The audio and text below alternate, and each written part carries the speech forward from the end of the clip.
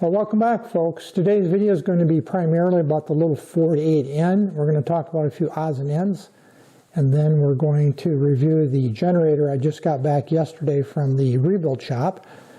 We'll talk about what they found.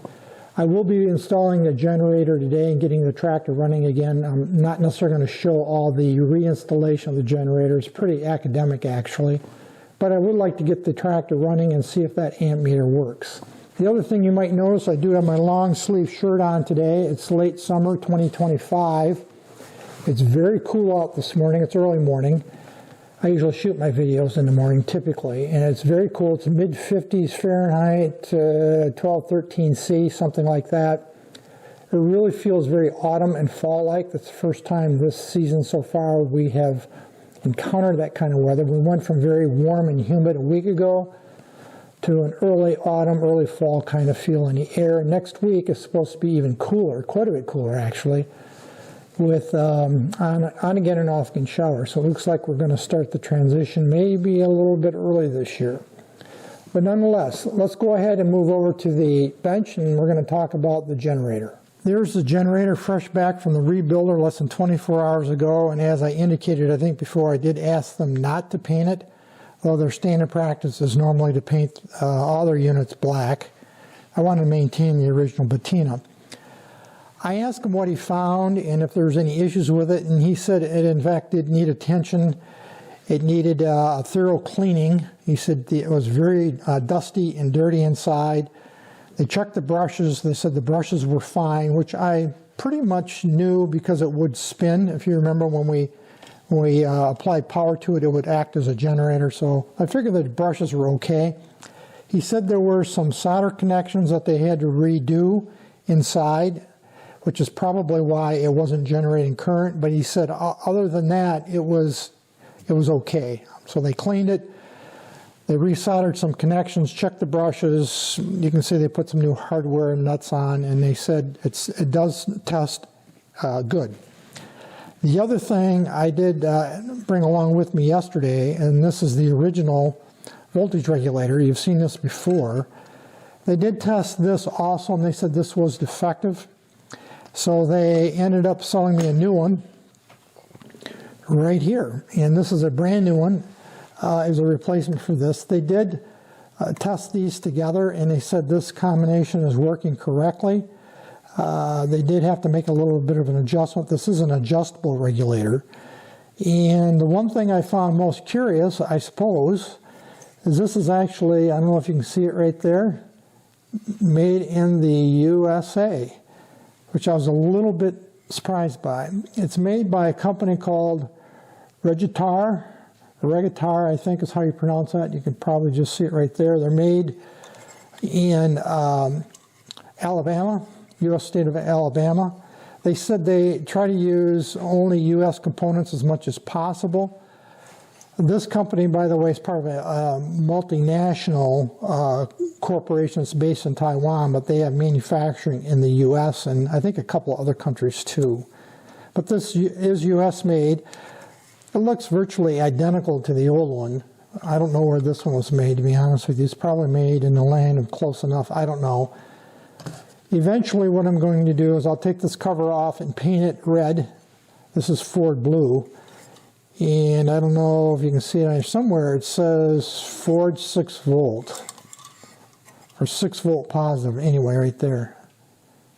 6 volt positive ground, which is what this unit is. So anyway, I got a new regulator out of the deal. Generator has been gone through. This unit, they said, is a no good, so I'll get rid of it.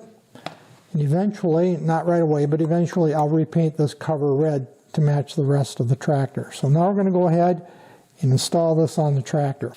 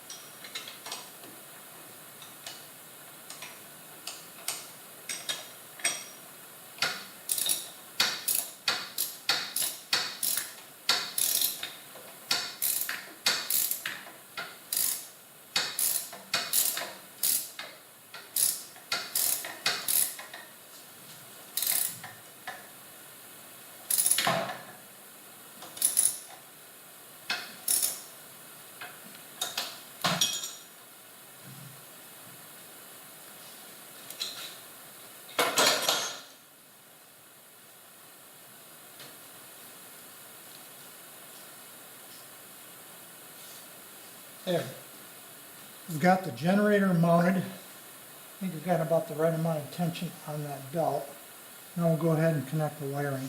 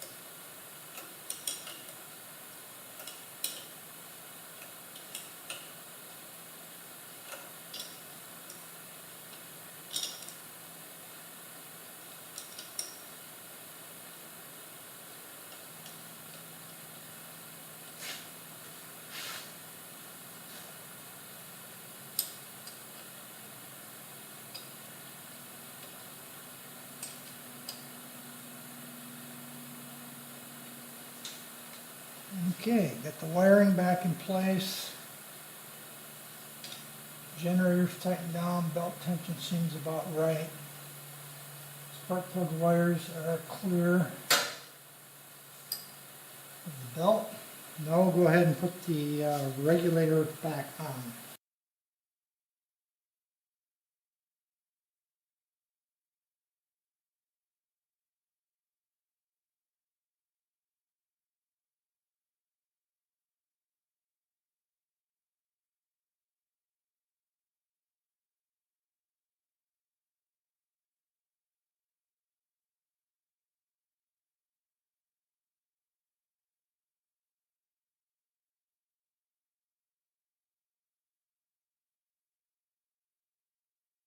Now we're going to go ahead and start up the tractor. Turn on the fuel. It hasn't been running in a number of weeks now. Ignition.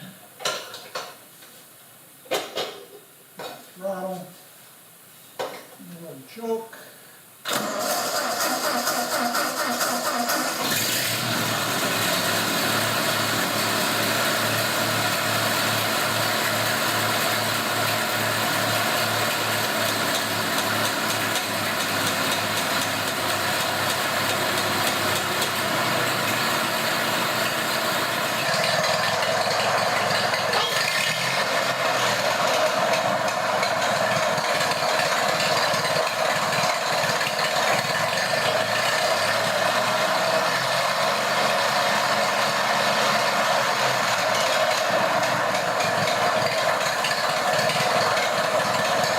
Well, we've got the charging system back on its feet.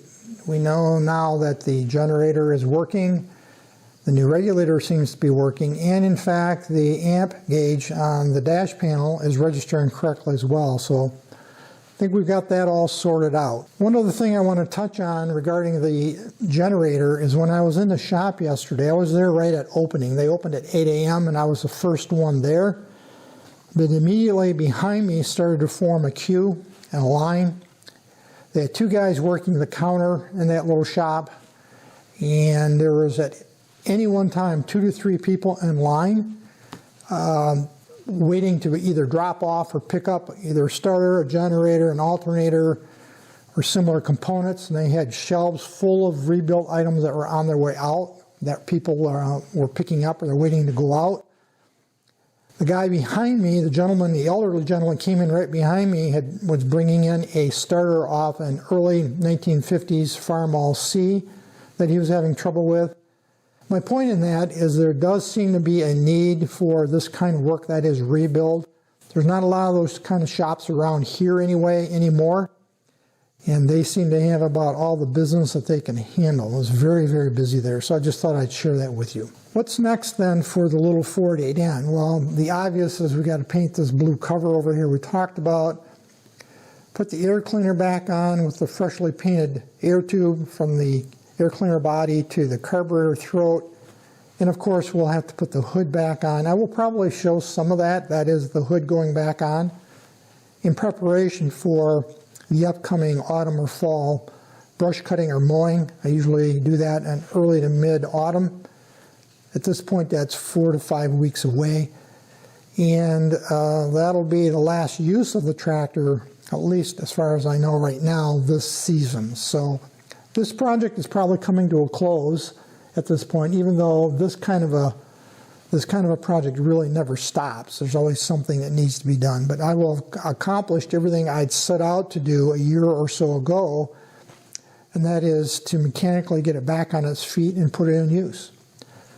So that's going to be it for this video today, folks. Any issues, questions, thoughts, drop me a note. Otherwise, as usual, thanks for watching.